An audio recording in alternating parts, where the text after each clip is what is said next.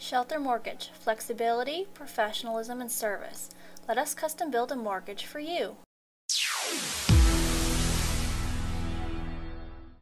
Hello, Prudential Sales Executives, for our video message of the week. All right, this week's message, we're going to speak about a subject that is one of the most important tools that we have in our toolkit, and that is better communication. Maybe I should have said best communication, because that's, of course, where we want to be. All right, today I'm going to cover 4 items. I know you could probably think of other aspects that affect communication, but I wanted to either cover an innovative idea or maybe some ideas that simply get missed. Let's get started. First of all, one of the key areas is consider your audience. Okay? Know and use their means of communication. It's so easy for us to set up our system in the way that we want to communicate with others, and sometimes we forget to think about how they want to hear from us. Let me give you one simple example that's one of my little pet peeves, is I want larger font. I'm comfortable if I get an email or information, but man, when I get that little font and I have to read a paragraph, drives me crazy.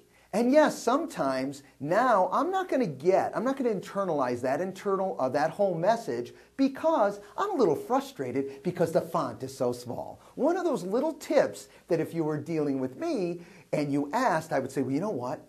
Use a larger font. I really like that. All right. Now, some people are more comfortable with texting. They don't even like to get an email. Okay, some other aspects. Some people always like that phone call. You know what? They're not a technology buff. They may own a computer, but they really don't want to communicate by it. They like the old-fashioned phone call. Whatever it is, make sure that you're aware and you utilize their means of communication. Next, this is one of the innovative ideas I was talking about. Utilize thank you and introduction videos. Now, I want you to broaden your horizon here. Okay, video's been around forever, all right? You're looking at one right now. But this is really simple, and you can do it right at your desk.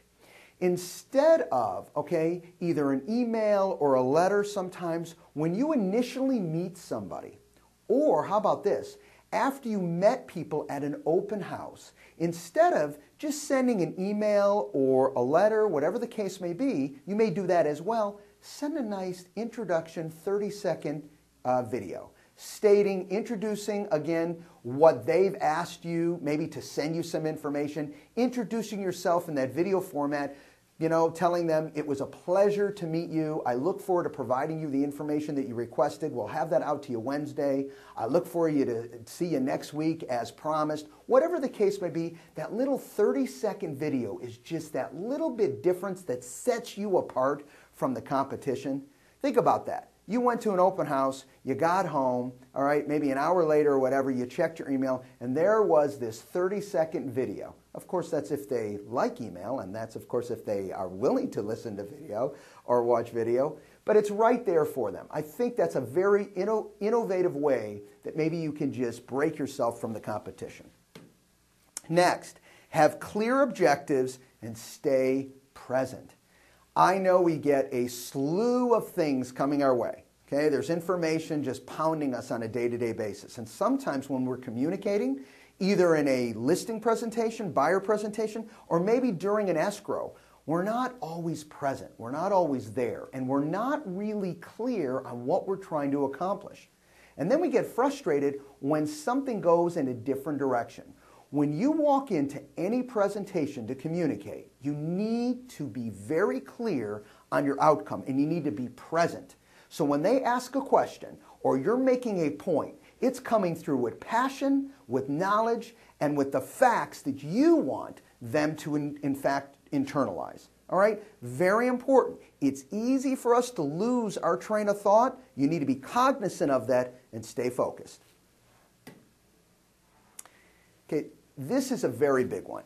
Empathize, okay, your mood and your body language matters. I want you to really internalize this. We're dealing with people, and sometimes we get so caught up in the message, just the message that we want to send, we start forgetting about what they're actually going through. You know, let's use a short sale for example. You know, we've got it down to a system. Okay, we've gotten really good at the short sale process. And let's face it, we know how it works. We know when to zig and we know when to zag. The difference is sometimes we forget what really that they're dealing with. Okay, and that empathy starts to leave our presentations. We need to make sure that they understand, yes, okay, we're the expert. Yes, they're very fortunate to be working with us. But what's also key is we have that empathy and we understand, okay, what they're going through, okay, and we don't take that lightly. Okay, so make sure to really always keep that. Make sure that when you walk away from that presentation or just a meeting where you're talking about real estate, they can feel from you that, you know what, this person cares and they really have a good understanding of what I'm dealing with. Communication is one of the most important aspects that we will ever deal with in our business, okay?